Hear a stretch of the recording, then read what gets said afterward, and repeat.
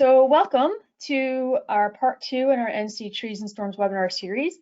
The NC Trees and Storms program is a partnership between the North Carolina Urban Forest Council, NC State Extension, and the North Carolina Forest Service. We're working together to try to develop materials and guidance and publications and other efforts to help homeowners and communities better manage their urban trees, whether it's a landscape tree or a street tree, to be better prepared for storms before they hit, and then how to respond and recover so that we still have urban tree canopy.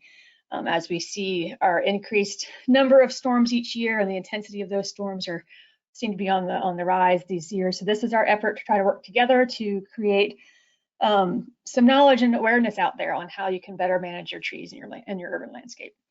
So tonight's presenter is Dr. Fair. She is a professor at NC State University, where she is in the Hort Science program there. She is also an extension specialist and is incredibly knowledgeable on everything related to urban trees, and she helps us out a lot with our education and outreach efforts. And tonight she's going to be covering response and recovery. So after a storm has hit and what you can do with your trees in your landscape. So with that, Dr. Fair, I will hand things over to you and we can get things rolling. Great. Good evening, everybody.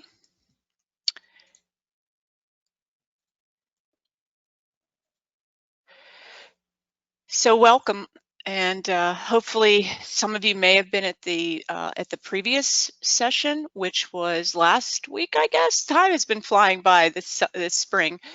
But that we covered kind of readiness. And both of these presentations are kind of following along with some brochures that we're going to be preparing that'll be available to the public and communities and extension folks and just about anybody that wants to get a hold of those and give you some more specific details. So my goal is to just give you kind of an overview, and this is not meant to be super technical. It's and most folks can do a lot of the things I'm going to talk about tonight. Certainly I will point out some things that you should be cautious about, and if you feel inexperienced, then maybe it's something you need to hire someone for. So we're going to talk, I just like, in case some of you did not weren't at the last one, I just want to remind you of what's kind of the story with storms here in North Carolina, and then we'll talk about some steps to kind of how do we respond to damage, because when you go outside, it can be so incredibly overwhelming when you see all of the damage, not only maybe in your yard, but in a community if you've had a very large, serious storm event. And so then we'll kind of wrap it up with just a kind of general summary of the response and recovery tips. So climate, of course, is changing. And a lot of the predictions are indicating that we will be having warmer sea temperatures, and then that affects everything, of course, that happens on land as well. And so this means an increase in wind speeds as well as a pretty significant increase in precipitation rates. The challenge is it's going to be erratic, right? So right now we have had this we had a dry period in April, we've had a bunch of rain, and now it's drying out again. And so of course it's drying out and it's supposed to go into the 90s this weekend. So that is kind of becoming our typical erratic weather for the Southeast. And the problem is the rain may come not when we need it. It may come in the fall when plants are going dormant, or it may not come in the spring. So it's kind of a really hard thing to predict, but they do think it's certainly going to be more extreme when the storms do come. I've mentioned here convective storms. Convective storms are things like thunder and lightning storms. They might include hail.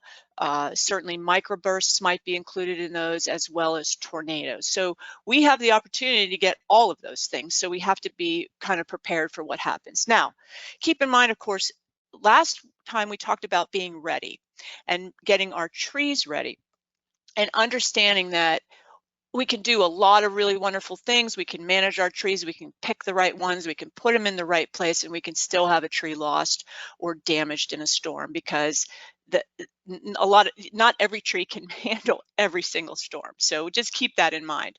Doesn't mean you're doing anything wrong, it just means that storms are pretty powerful. So before you go outside and do your assessment, you want to wait till the emergency folks say it's all clear to be able to go out there. And to me, these are overwhelming pictures, right? When you see how much damage can actually be done, and thinking about, well, how are we going to get rid of this? What are we going to do with the trees? And what might happen? So of course, always checking above your head and at ground level, because if you see not only fallen trees or down limbs, maybe there's hangers over your head, and debris. And keep in mind, debris is a really challenging thing to manage, because if you need to go in there with the chainsaw, and how branches lie upon each other can become really tricky in how you might have to cut them. So I'll talk a little bit about this more, but you want to be really cautious with a chainsaw, of course. So just a couple of really important tips. Do not approach any downed lines.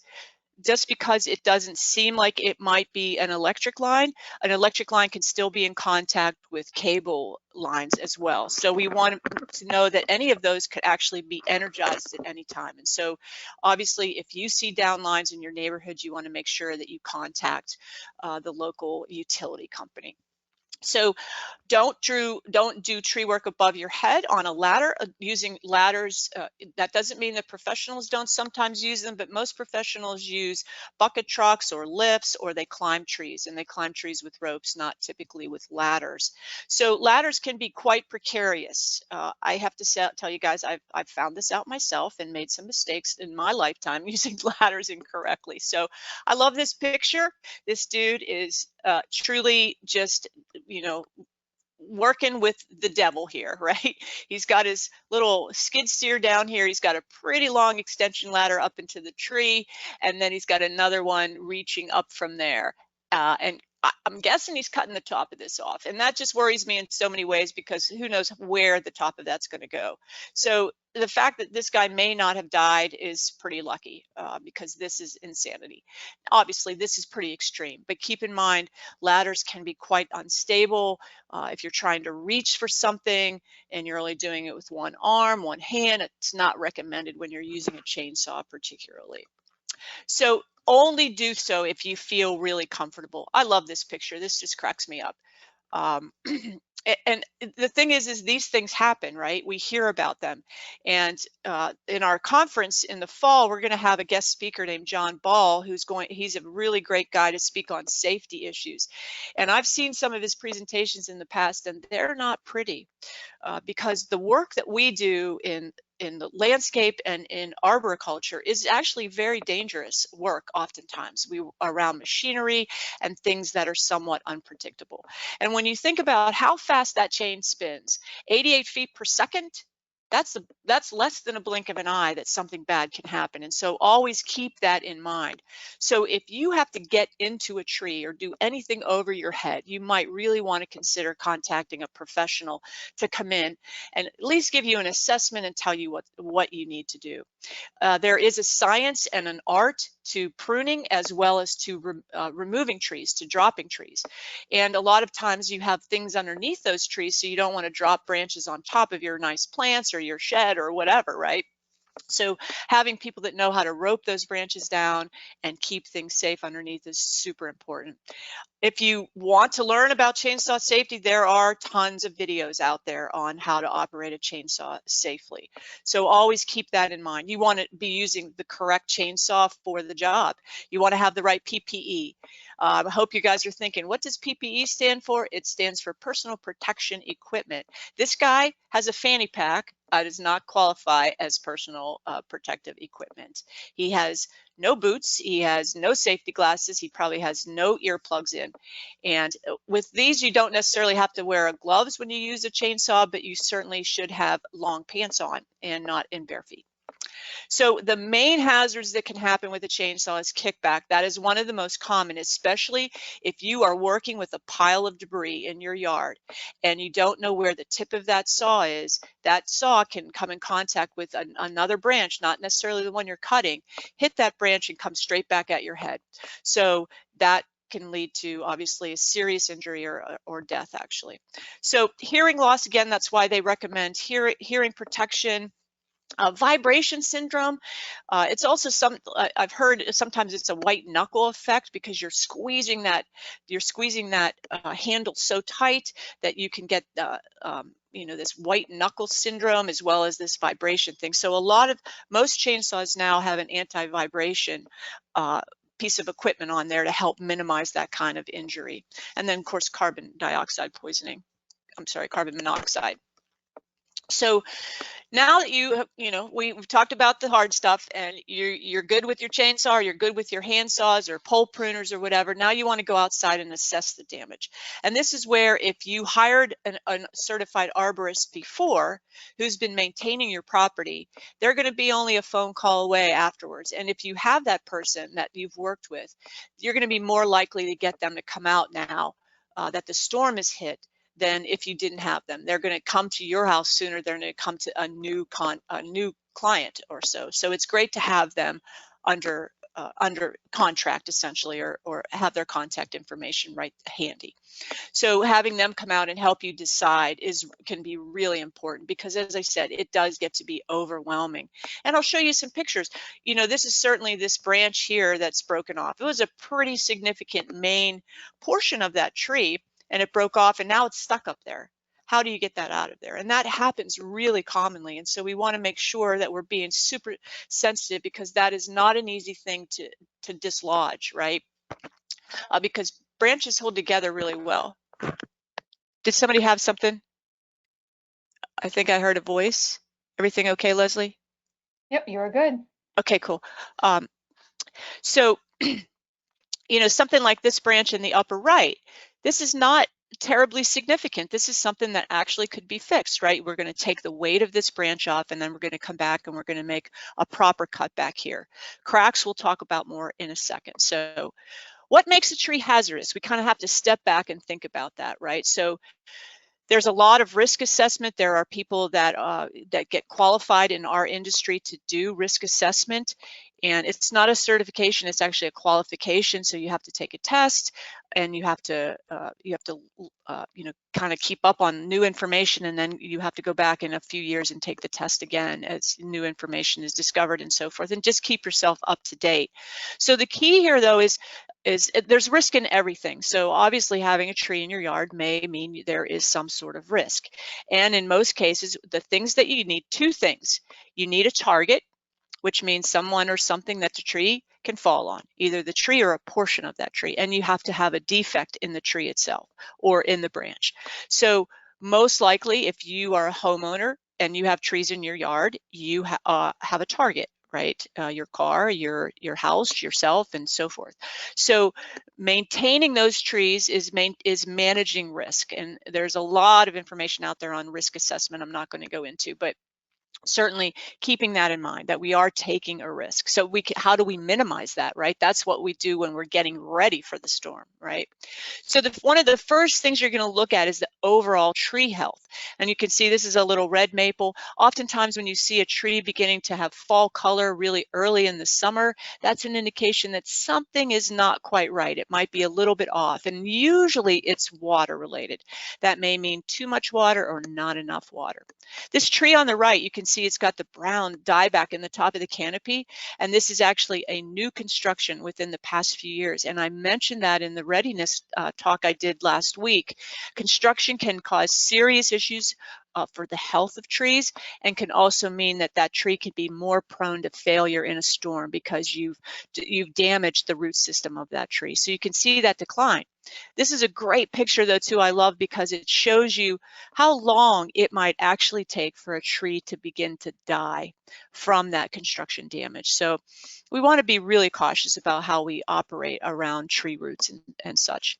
So broken branches, some of these Andy Pleninger contributed from his time in New York, and certainly we might not get ice here very often in the Piedmont, but I recall an ice storm a few years ago. And of course we have to wait till, and certainly if you have an ice storm, don't go out and beat it off of your trees, because you're going to end up most likely breaking branches rather than helping them along the way. So you just got to let it melt off of those, and then you can determine what needs to be fixed, what can be fixed. And you can see this tree is not a complete goner. It has lost a couple of branches, but there is some canopy left, and that's where we start making that decision, what needs to happen. Same thing over here. These are, I believe, if I recall correctly, and Andy's on the line, he might be able to clarify if anybody needs that. But you can see, I think, again, there was a storm, a winter storm that came through here as well and broke off the tops of these. Now, does this mean this tree's a goner? Well, it really depends, and we'll talk more about that in a little bit. What is the size of the damaged part of the tree? You know, these are fairly small, but this is a significant portion of the canopy here on the right. When you look at the tree on the left, it was a very large main leader that was broken off. And one of the reasons this happened, of course, is because we had 3 main leaders. For a shade tree like this, you should only have one main trunk going straight up through the middle of the canopy. And so here you can see there was bark growing in between the branch and the other branches. And so this is kind of essentially what has happened, is that portion of the tree broke out. Does this tree need to be removed? I would likely say no at this point. That tree could probably be saved and be a good contributor to the environment for a long time. Obviously, you have to be cautious about what happens here. You have a big wound. A big wound allows for decay-causing organisms to get into that injury and potentially cause greater issues in the future. So it's something you always have to be watching, right? And that's why we always recommend yearly inspections of your trees. You may not have to have work done, but you do need to at least have somebody come and take a look at them, especially after a storm, and we'll talk about that more in a minute. So, you know, it may not always be obvious what needs to happen. Does the whole tree need to come down? You know, just seeing this, you're seeing it from the ground. And we certainly recommend you get your binoculars out and you can look up in the tops of your trees and see what's going on. But you can see a pretty sizable crack on this one on the left. And so how significant is that? How far does that go down into this branch or this stem?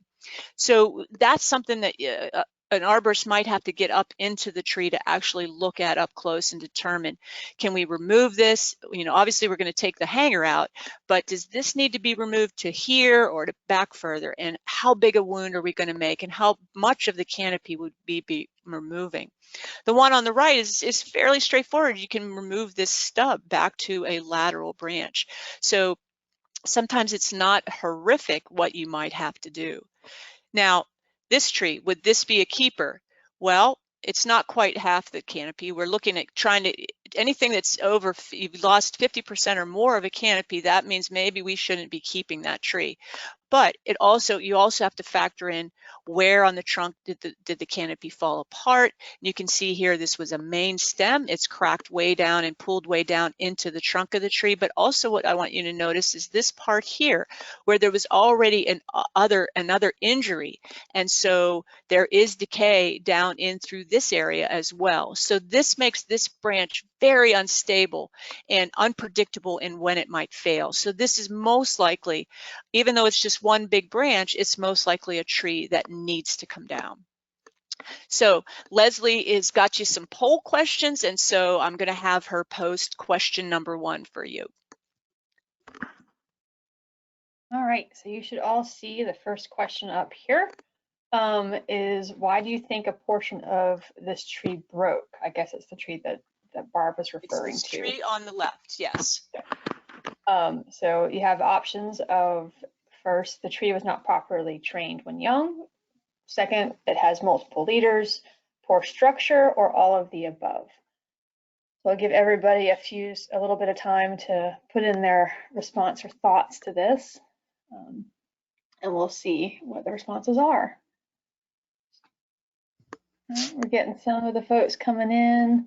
I just want to allow a little bit more time so everybody can put in their responses. So put your best guess or thoughts on here and see what we can come up with. All right, let's see. All right. You guys didn't know this was going to be an interactive class, did you? I'll close the poll, and then I will share it. There we go. So it looks like most everybody responded with D, all of the above, although we did have a handful of responses about it has multiple leaders.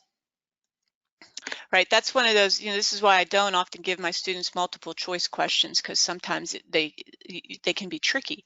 But it does have multiple leaders, right?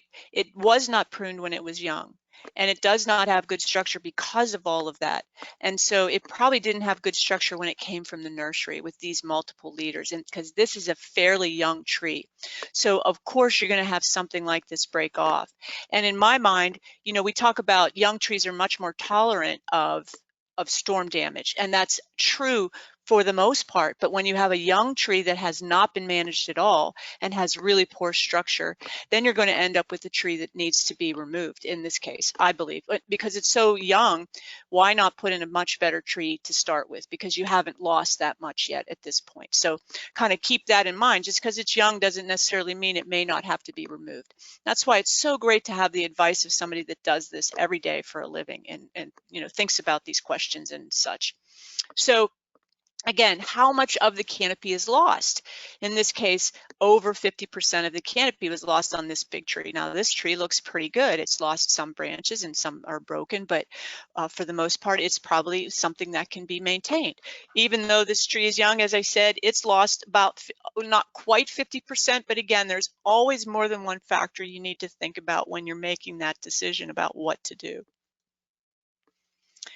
The same here, right? We have these. This is a storm. This was a tree that was taken down in a microburst in Raleigh a few years ago, and it could potentially be maintained, but you can see you would have to do some trimming work in the top portion of this. You can't see that a whole body of the back is gone, but I want you to take a look at this log that's on the ground here. See that it was actually hollow. So just because it's hollow doesn't necessarily mean a tree is unsafe. It just means it has to be managed very carefully. So we talk about these codominant stems or leaders. Here we had three of them. This one that's here now, the one that was lost, and this one. So again, can you keep something like this? Well, you now have a weakness at this spot. So it's probably something that would need to go. But if you really want to save your trees, again, it's a kind of a risk. You're playing at risk, understanding you're taking a risk, but you want to just be cautious. And in most cases, something like this, you would most likely want to get rid of that tree. Is the main terminal or leader lost, right? In this case, the whole terminal broke off on this. I believe this is a maple, maybe an Armstrong maple, and this is a chinkapin oak. And so I want you to take a look at this. Again, we talk about training young trees, how important it is to be able to avoid this happening and losing an entire large, amazing specimen like this. So there's 1, 2, 3, 4, and I grouped this whole branch that fell down as 5. There were 5 main stems on this tree. And again, that's a little too many, right? We're looking for one main stem, and it becomes very significantly important what happens when you have those stems growing together, because as I mentioned before, you have bark growing on the outside of the branches, right? Well, bark pressing against bark, as those branches get bigger, they put pressure on each other and then they pull apart. And it doesn't take much. It doesn't even always take a storm for that to happen. So that is critical in why we want to be ready for the storm with well pruned and well trained trees. Just another example as well. So it can be quite significant where we have a crack, it's split all the way down, and certainly that's not something that can be saved. This was a tree on campus actually that lost its limb.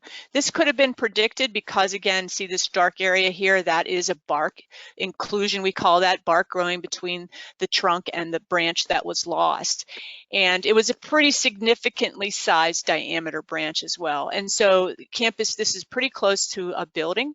And so losing this branch made this tree a little bit lopsided and so a little bit heavy toward the building. So they made the difficult choice to remove this tree. So question number 2 has to do with this tree on the left. All right, so take a look at that tree right here that you're referring to, and then I will open up the question so you guys can answer the question. All right, so it's true, false. Does that tree pose a serious safety hazard? True or false? What do you think?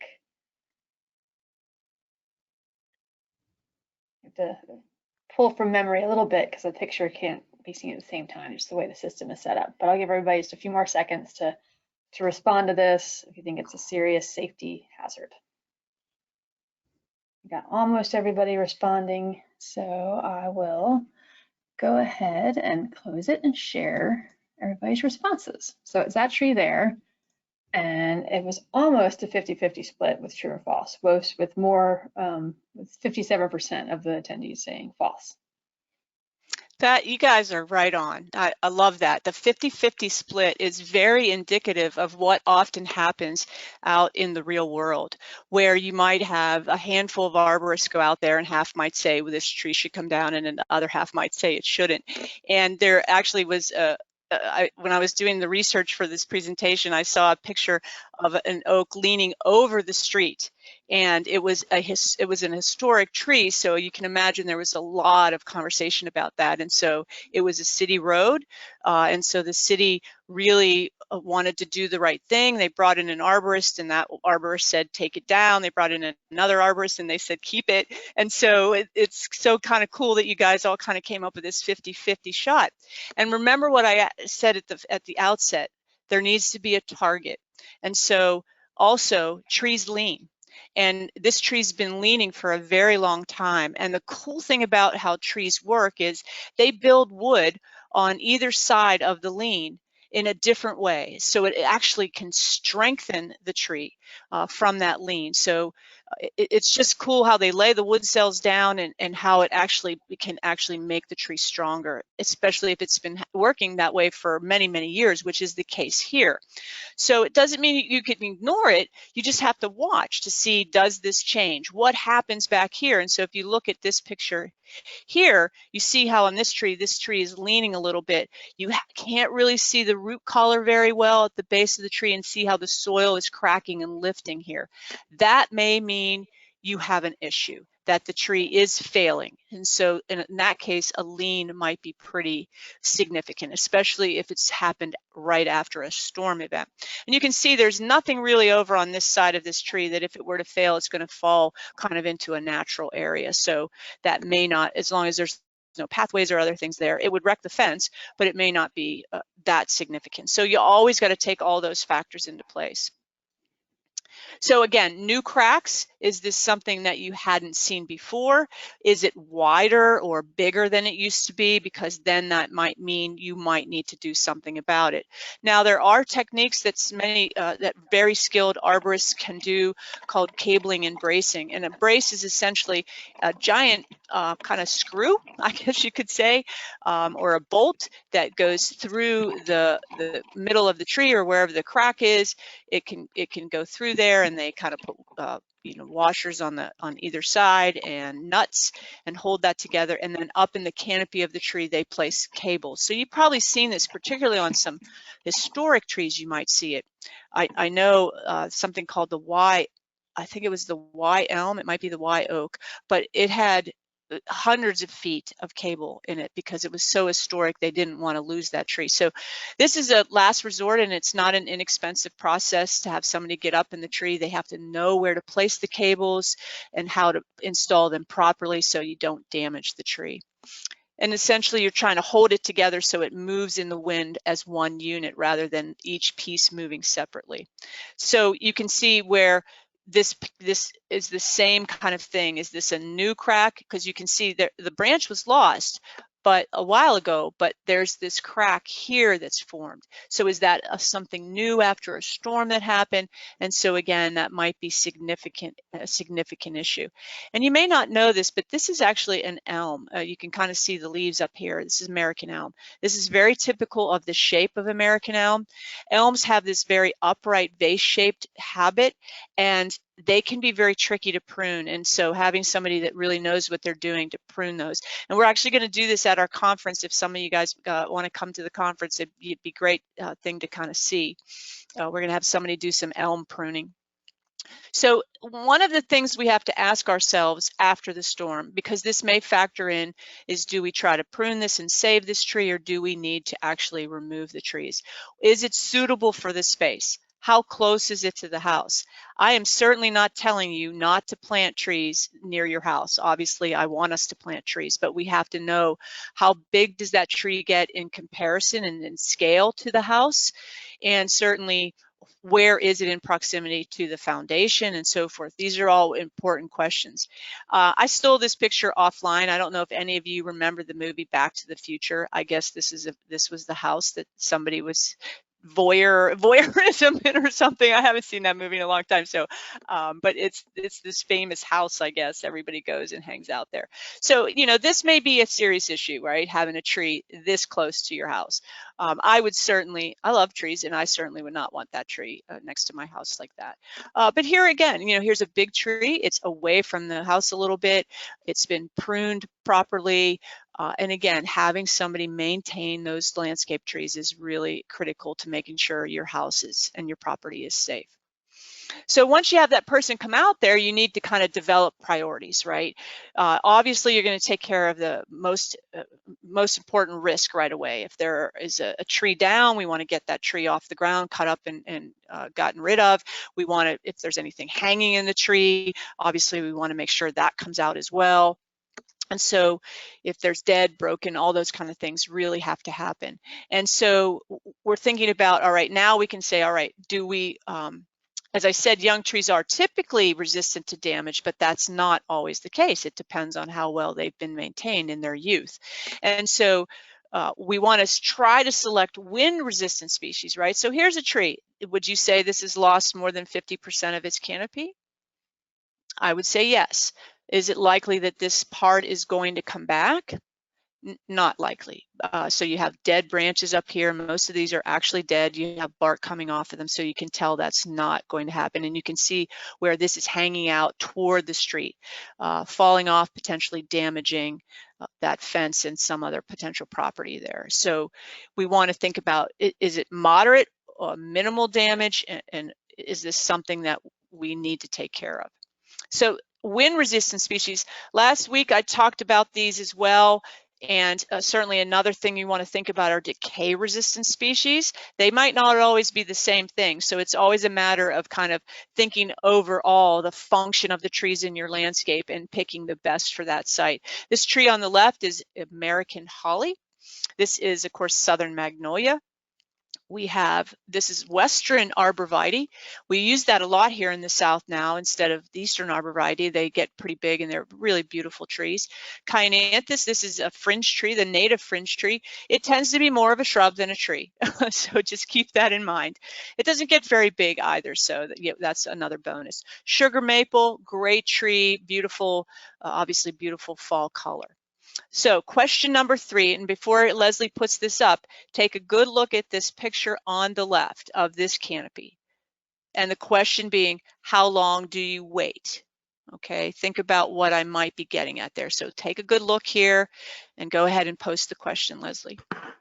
All right, here we go. So you have 4 options. 6 months, it depends, 1 year, or 3 years. So how long should you wait to determine if a tree is truly dead? I'll give everybody just a little bit of time to put in their responses.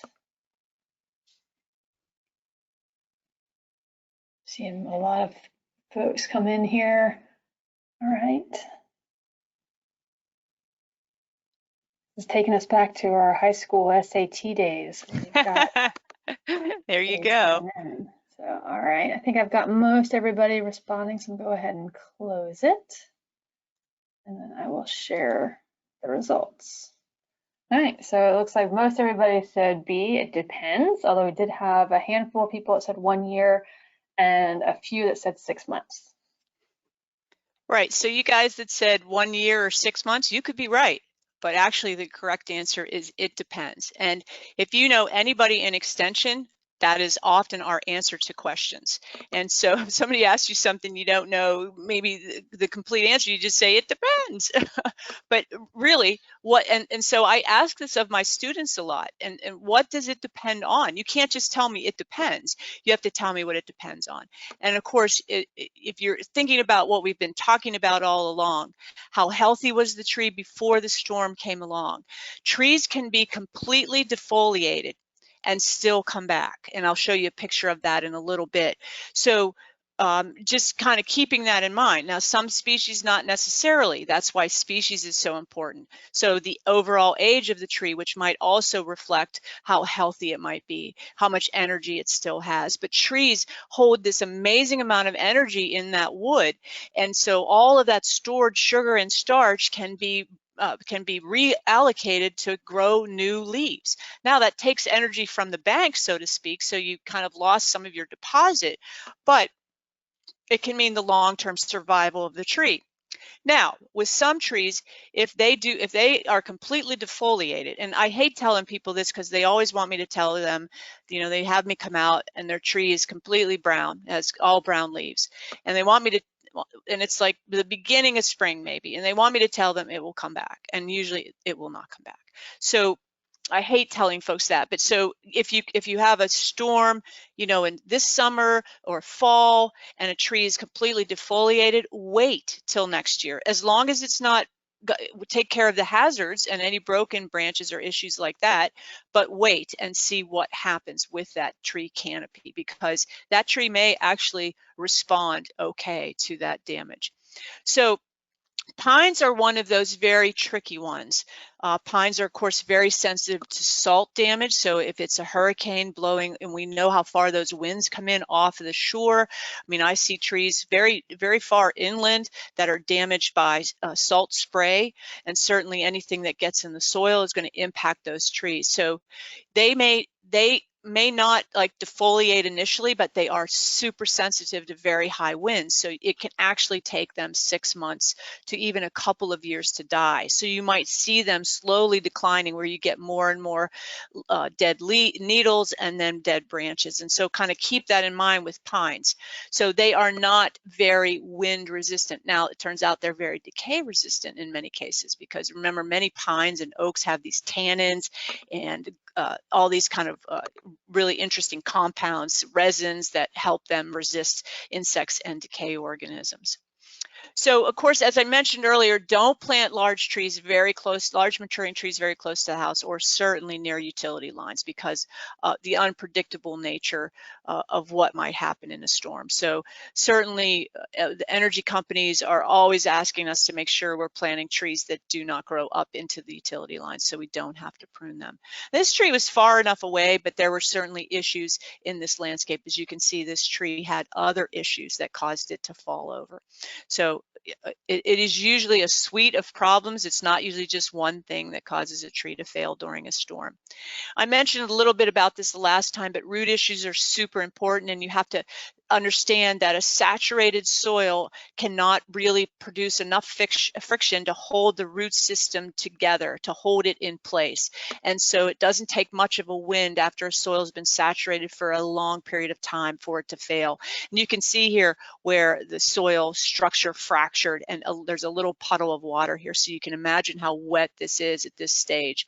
And so it just got to the point where it could not, it wasn't sound anymore. It wasn't a sound attachment. So it may fail quickly, or it may take a little bit of time for it to finally fail. So you have to be very cautious of that. You want to not do any work around the root system at that time. You want to stay away from it. So, and again, if you get that sediment from flooding kind of around the base of the tree and you cannot remove it, you may have issues with root decay and death in the future.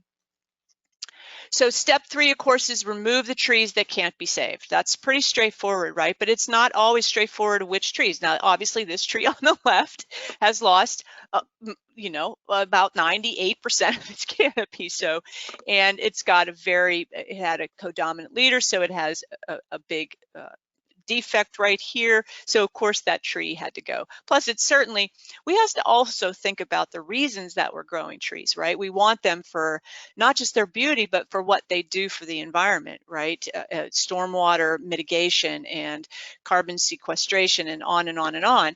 And so a tree like this is not going to do anything for the environment, really. So taking it out and planting a new one is the best approach to go. And you can see how much canopy this tree on the right had on it, and it was a very big tree. And you can, I like this picture because you can see how shallow the root system really was there, and so it was kind of doomed because it was a giant wind sail. It didn't take much for the wind to catch it and pull it over, and you can see the soils were pretty wet at that time as well. So let's talk about restoration, right? That's the cool part of this, is we can restore trees. Again, because I said they have so much energy stored and are very, very resilient. You can actually do some good pruning, but you have to be patient because it is going to take some time, particularly with larger, more mature trees. They're going to recover more slowly. So asking yourself, what is the extent of the damage? Are there cracks in the trunk of the tree, large cracks or large wounds? Like this wound is pretty significant, right? It's lost a portion of its root system. And it's is there a hazard here? Of course, right? There's a target, there's a parking lot. I would not be parking my car right there. But so certainly this tree is weighted that direction now. So do they have root issues, large wounds, or does the trunk have large cracks or the branches have cracks? Those are trees that may have to go. And then the trees you want to keep, as I mentioned earlier, they can be completely defoliated. They can have some broken branches, but most of their canopy is intact. And most means over 50%, if we can, approximately. And again, it's putting all of those ideas together, right? So of course, hiring an arborist to help you assess whether a tree is a hazard is pretty important, because that's where their skill comes in. They know what to look for. And if you have anything close to a utility line or something has fallen on a utility line, this is certainly not something that you can take care of yourself. They have utility arborists, utility specialists is a certification out of the International Society of Arboriculture, and those folks are trained to work around utility lines. So most arborists cannot necessarily work around utilities unless they've been trained for that. So we want to be really cautious of that. And again, you hit that with your bucket, an electric line, there's going to be something bad happening, right? So can you stand trees back up after the storm and stake them? Well, possibly. That's my answer. And I have a lot of people, actually, it's interesting, a lot of people ask me this question. And so the thing that you want to think about is that whole root ball has been displaced, right? When the tree blew over. So if it's a younger tree, so something under 4 inches in diameter, most likely you could restake it and have it work. It's possible, but you certainly have to keep the root system moist. Don't let it dry out. You can cover it over with tarps, wet burlap, something like that, until you can get to it. Then you have to dig a hole behind where that root system was. You can't just try to plop it back down. You have to dig it out and then pull that tree back up and put soil back into that from the site soil. You don't want it up around the trunk of the tree here. You want it on the roots. Now, do you think this one is going to be successful? No, it is not. Even though it's a small one, it's not really staked properly. And you can see that kind of mound here. It's already leaning again. And so that's what a lot of times we find, is that if you try to do this with large trees, and again, there's always exceptions to these rules. If you try to do this with large trees, what they found in most storms, and there's people that actually study this stuff. I know it sounds crazy, but we tree people are a little crazy. So they looked at how much pulling power it takes to take these trees over. And then when you straighten them back up, how do they blow over again? And oftentimes when they're fairly large, they do. And it's based on the amount of roots that may have been severed, where did they break off in the soil when the tree went down? Because a lot of times severed roots don't really regenerate very well. And that's why oftentimes they'll tell you, if you have to do root pruning, you want to do it, make a clean cut with a saw or loppers. That's really important to get that root to regenerate at that point on its length. So usually you know, newly installed trees, yeah, you can definitely put them back, right? You can, most sizes, although I see a lot of people planting very, very large trees, new trees, so that might not always be an effective, this might not always work for all of that. But again, you want to do it quickly. This is not the best type of staking system. So I want to show you a methodology. We typically have been recommending this for newly installed trees. And this comes out of the University of Florida, Ed Gilman. And you can do it if it's a somewhat larger tree, you can use 2x4s instead of 2x2s. And so essentially what you can see are there are 4 spikes, essentially stakes, that have a point on them that have been hammered into the ground right on the edge of the root ball. And then the cross pieces across the base of the root system. So the point is what do you need to hold down? You don't need to hold the top of the canopy down, you need to hold the root system in place. And that's why this technique works very well with trees that have blown over, that you're trying to upright again. It holds that root ball down that you need to. And so that's pretty critical. Young, small trees, you may not need 2 of these. Like this was just done as an example. You could probably have gotten away with 1 stake, probably more on a diagonal here across the top. Notice this is very light colored wood. That's because this is not treated. This is untreated 2x2s, and they're really inexpensive. And this is a really easy thing to do. And then they're just screwed together. And you can just cut them off. You cut the base off, you cut this off, and you don't have to do anything else. You can hide it with mulch. So it's a very cool way of actually staking trees. And as I said, we in Urban Forestry Council, we do a lot of training on this. We teach folks how to plant and then how to stake, and this is how we suggest you do it.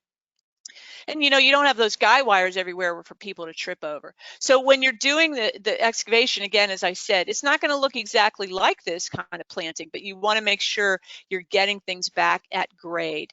And so you want to keep them moist, and you're going to treat this like a new planting. So that means you're probably going to be watering 3 times a week to keep that tree, the root system moist, the soil moist, and getting new roots to start growing to help stabilize that tree. So you definitely have to excavate behind it. Again, I mentioned sharp tools, don't cover the trunk, and do not fertilize it the first year, all right?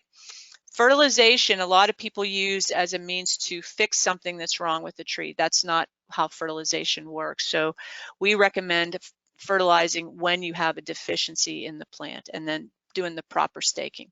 So I said 2 or 3, you know, maybe 3 times a week, but oftentimes you'll often see this recommendation for 2 to 3 gallons per inch of trunk diameter, and that's about in a week's time as well.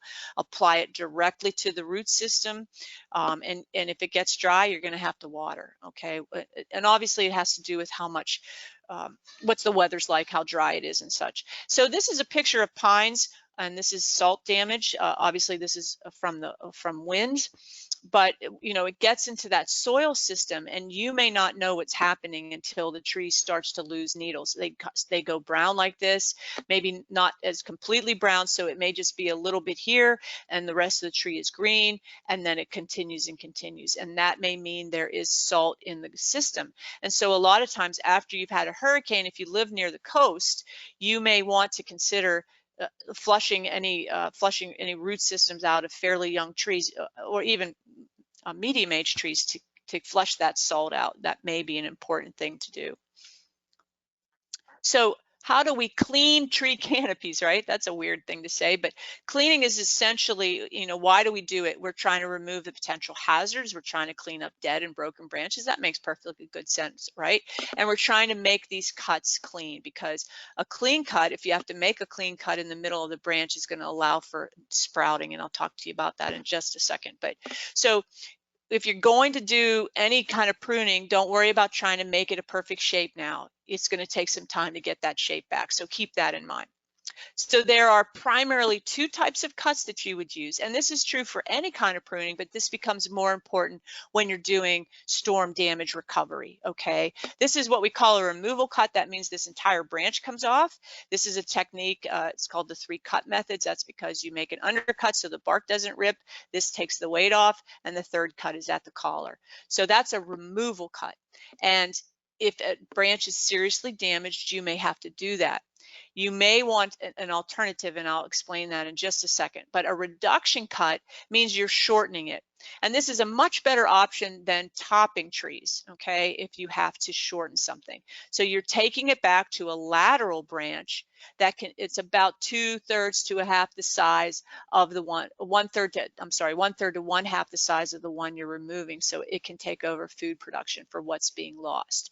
So a reduction cut is another way to clean up any storm damage you might have. This is on the top here. This is a removal cut. It's at the collar. This on the right hand is a reduction cut. They took that main stem, they took it back to a lateral, okay? So there's a branch there. It's big enough to take over food production. Maybe you would do a heading cut. And a heading cut is similar to a topping cut, because if you do it all over the tree, this is what we call topping. But a heading cut actually encourages this sprout growth, which I mentioned at the last seminar, if you recall, and we're at that. But you can see where they've made this cut on a random location on the branch, like they did here in this example, and all of the sprouts came out of there. Now the problem is that's often means there's decay there that they're attached to.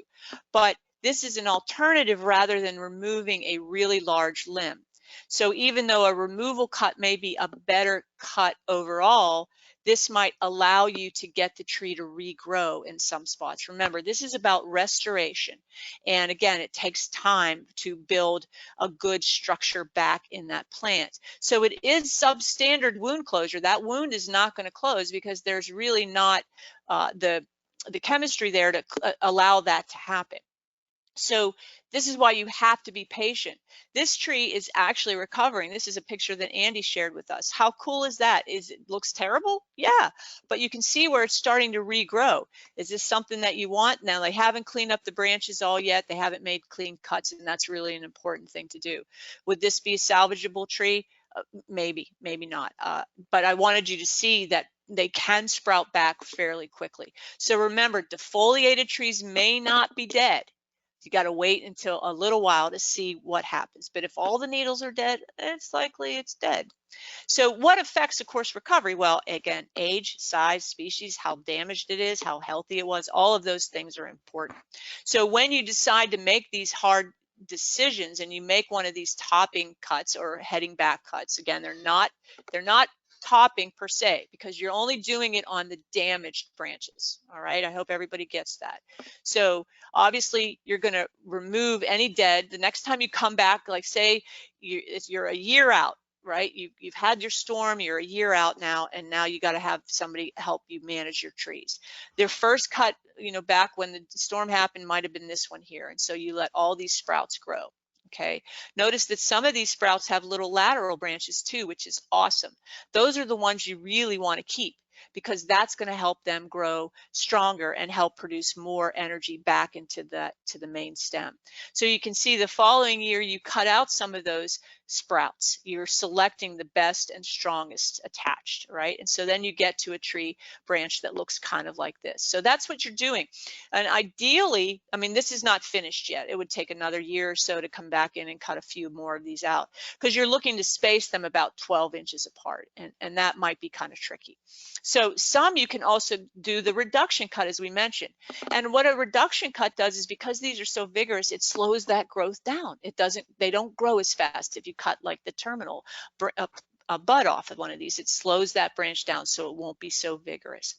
So this is when you're starting to try to build that structure in there for the long run. It takes a lot of time. And so that's why I say be patient. And when I mean a lot of time, you could be restoring your trees for 5 or more years. All right, it depends on how much damage you had and how mature the trees were and how significantly they were damaged. So don't be afraid to plant new trees. I think a lot of people after a storm, you have those shady characters that come to your door. and offer you the best deal in the world for removing your trees, and they convince you to remove all of your trees on the landscape. And we don't want to see that happen, because most trees, if the trees survive that storm, they're pretty tough then, right? Those are the trees you want to keep, those that survived that storm damage. So keep that in mind. Don't hire somebody that knocks on your door, because most likely they are not really qualified. They might be able to take the tree down, they might be able to do it safely, they might be insured, but they're not the best people to have to do your tree work for you. So question number 4 has to do with these trees on the right. Okay, take a good look at them. What kind of pruning is this?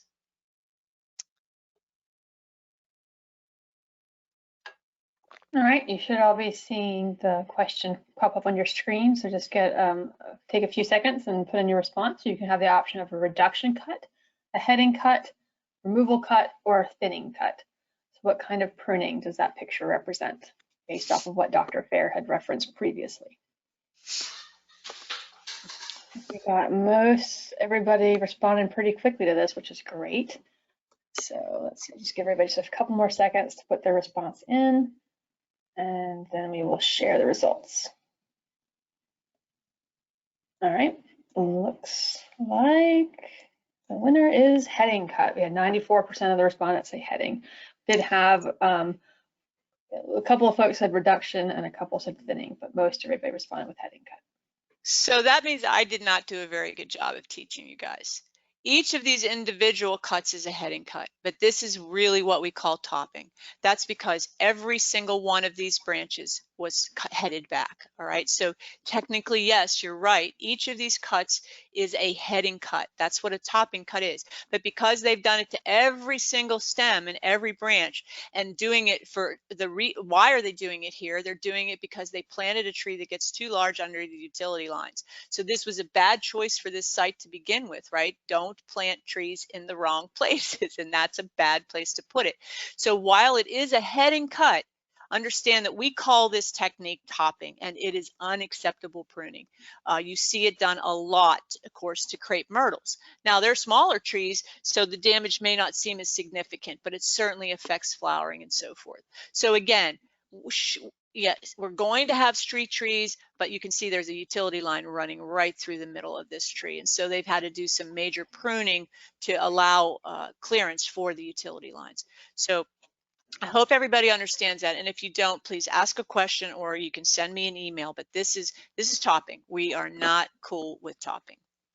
All right, so using decay-resistant species, obviously we want to consider some of those wind-resistant ones as well. Turns out sugar maple is both wind and decay-resistant. Yay! Catalpa is another one. You know, I don't think we use this very often. It's, you know, the cigar tree, sometimes people call it. It has the big, long, skinny pods. Honey locust is okay in the mountains here.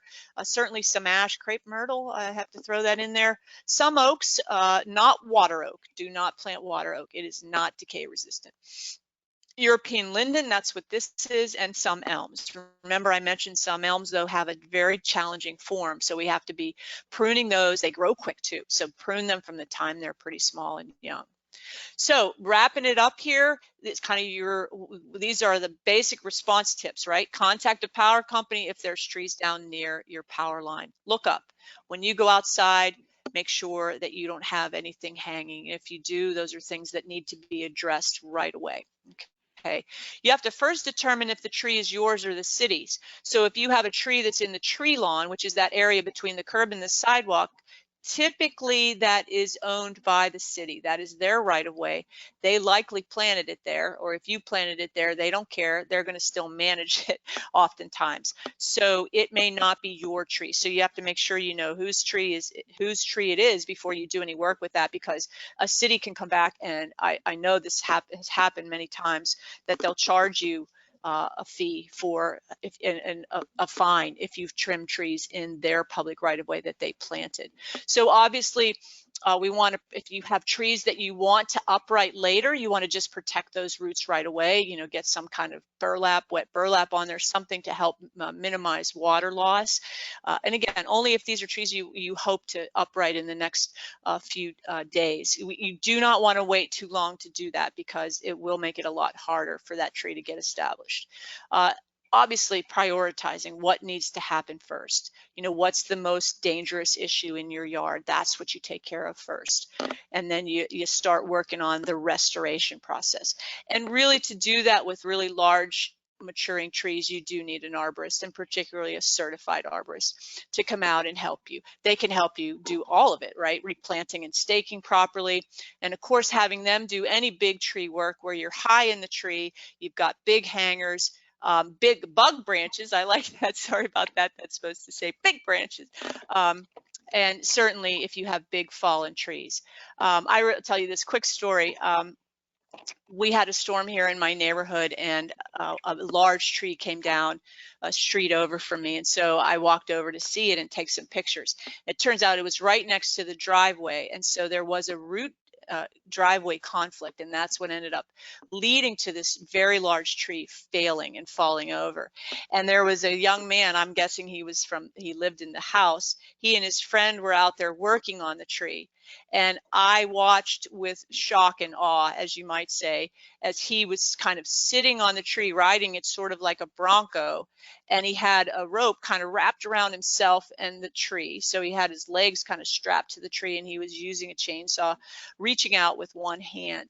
And what makes that so dangerous, you just picture that in your own mind. I was just like, what are you doing? But imagine you're taking weight off of the end of that. What's going to happen? It's like a springboard, right? It's going to snap back. And no matter how well he thought he had himself tied on there, he was not going to stay on that tree. So I don't know whatever happened. I had to walk away because I was terrified that he would damage himself for sure. So thinking about how dangerous this is and understanding how to use equipment properly is really, really important, because it only takes a second of a bad decision for something really bad to happen. So we don't want that to happen. We want you to bring in people that do this every day for a living and you know, are insured and know what they're doing. So restoration pruning, again, is important. It takes a long time to really manage that well and keep that in mind. And because trees are resilient, you can bring trees back. And that's the neat thing about it. Not every tree has to be removed. And so obviously, only remove large branches if you don't have any other option. You might want to, again, do a reduction cut, or a heading cut at times is okay. But if you can minimize the amount of large limbs, because if we remove a large limb, right, we're making a big wound, and that's when you have the entry of decay organisms. So we don't want to do that.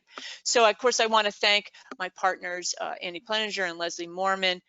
These are our contact information. This is our contact information, so you can email any of us at any time with any questions, certainly comments, whatever you want to share.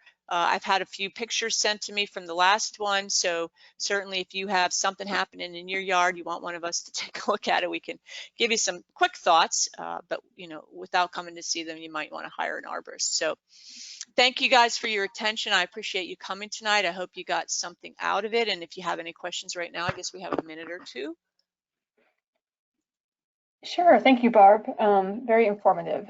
So you do have a chance to type in any questions. I know we're a little bit over time, but if you have a question for Dr. Fair, please express it in that channel question panel box on the attendee panel.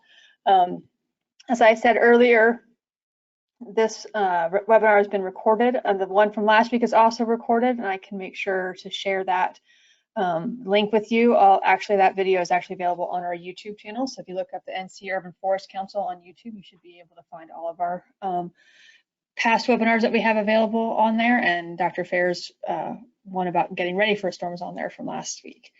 And I'll make sure and share the link for this recording with everybody within the next day or so. I'm not seeing any questions come in. But always, as Barb said, just feel free to reach out to us through email, and we'll try to help you out as much as we can. And be sure when you exit the webinar, you do take just a few minutes to answer the 4 or 5 questions we have in our exit attendee survey evaluation, so that we can get a little bit of feedback on the information presented and what you would like to learn more about. And of course, that is also where we'll be collecting information for continuing education credits.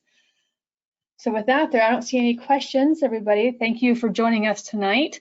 I appreciate everybody taking time out of their evening. And we will keep everybody posted as we develop more materials, outreach materials, and guidance for trees and storms.